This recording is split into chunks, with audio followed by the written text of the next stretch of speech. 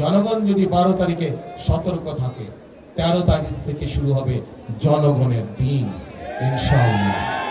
আমরা এই কয়েকটি তথাকথিত নির্বাচন দেখেছি, নিশিরাতের নির্বাচন দেখেছি, আমিডামি নির্বাচন দেখেছি, গায়েবী নির্বাচন দেখেছি। দেশের মানুষ ভোট দিতে পেরেছিলেন আপনারা?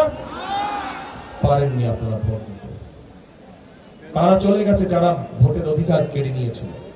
কিন্তু আরেকটি মহল ষড়যন্ত্র শুরু করছে, ভেতরে ভেতরে ষড়যন্ত্র করছে কিভাবে এই নির্বাচনকে ক্ষতিগ্রস্ত করা যায়, কিভাবে বাধাগ্রস্ত করা যায়।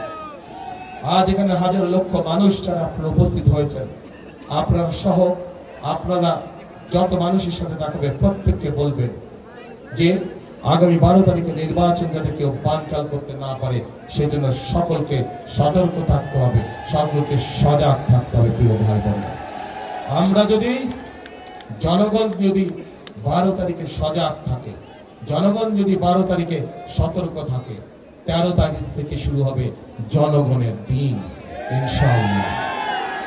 এই বাংলাদেশে 13 তারিখ থেকে হবে জনগণের দিন।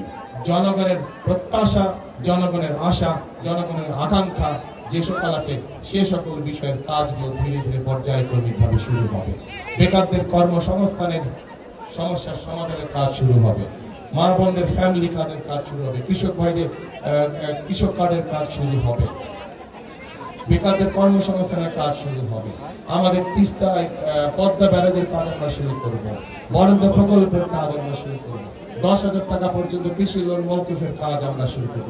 এই কাজগুলো হচ্ছে জনগণের কাজ এবং এই কাজগুলো ইনশাআল্লাহ 12 তারিখে ধানের শীষ জয়যুক্ত হলে পরে ইনশাআল্লাহ 13 তারিখ থেকে শুরু হবে জনগণের জয়যাত্রা।